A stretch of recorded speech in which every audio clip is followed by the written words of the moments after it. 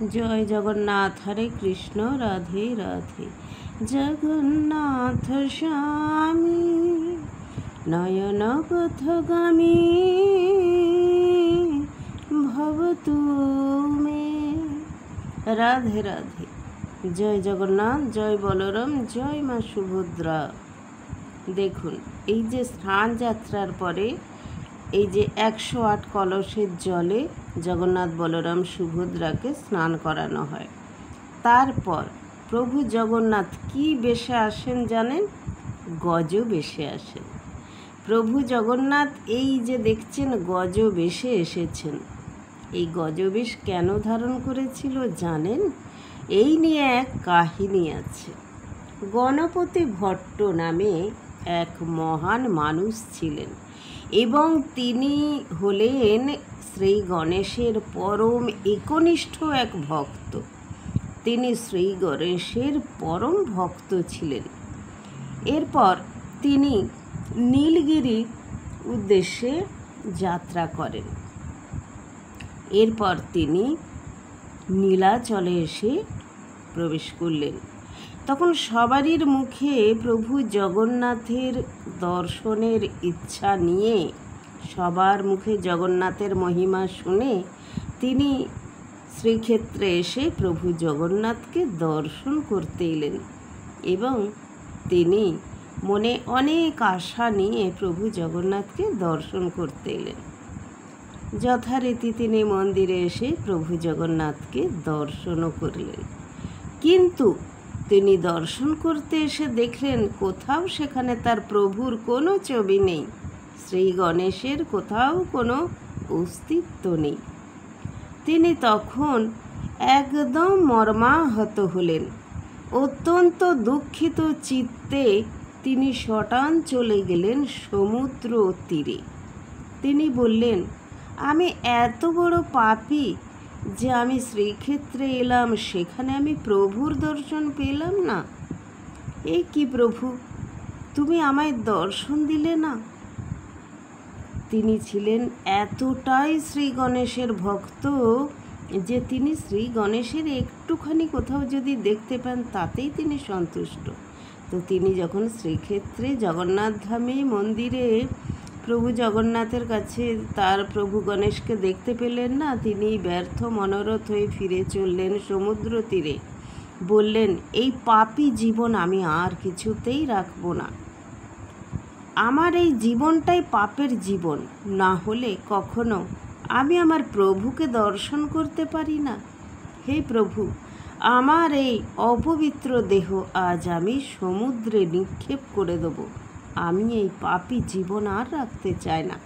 তোমার দর্শন পেলাম না, আমি আর এই জীবন রাখব না বলে তিনি যখন সমুদ্রে ঝাঁপ দিতে উদ্যত হয়েছেন, সেই সময় প্রভু জগন্নাথ এক বৃদ্ধ ব্রাহ্মণের বেশ ধরে এসে তার হাতটি ধরলেন।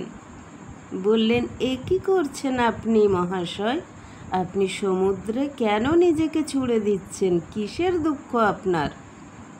তখন গণপতি ভট্ট বললেন, আমার দুঃখের কোনো সীমা নেই মহাশয়।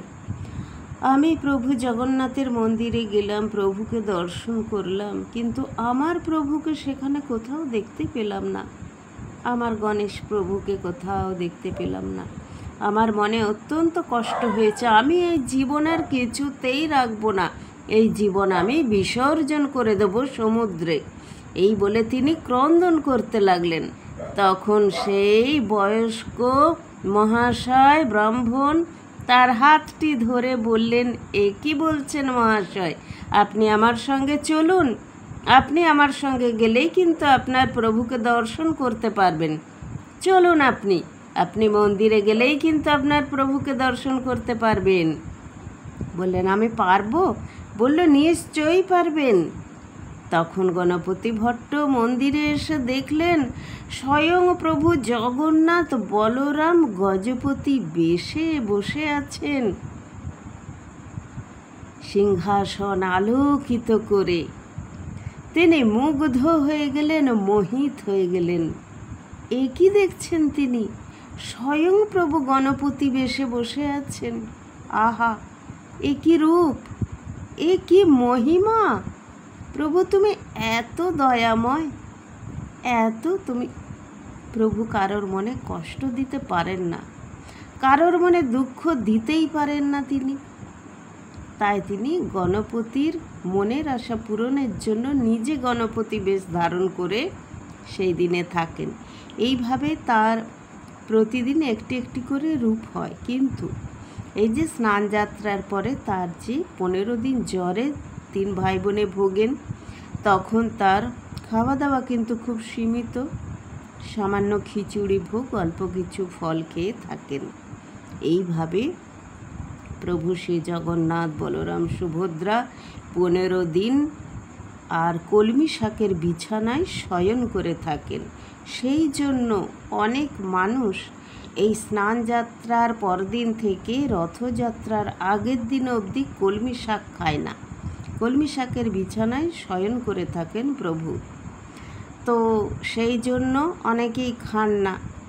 এবার হচ্ছে তাঁর জ্বর সেরে গেলে তারপর তিনি মহা সমারোহে 3 ভাই বোন মিলে রথে উঠে সারা পৃথিবীর মানুষকে দর্শন দিতে আসেন এবং সারা পৃথিবীর মানুষের দুঃখ কষ্ট হরণ করে নিয়ে যান।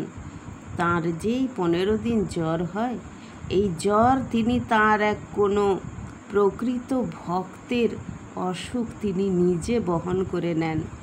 তাঁর ইহকাল পরকালের সমস্ত কিছু দুঃখ কষ্ট রোগ ভোগ যন্ত্রণা তিনি নিজে বহন করে নেন। এই হলো প্রভুর মহিমা। প্রভুর মহিমার কথা বললে শেষ হবে না। আপনারা যদি প্রভু জগন্নাথের মহিমা কথা শুনতে চান, অবশ্যই পাশে থাকবেন এবং জয় জগন্নাথ লিখে যাবেন। জয় জয় জগন্নাথ। রাধে রাধে, হরে কৃষ্ণ।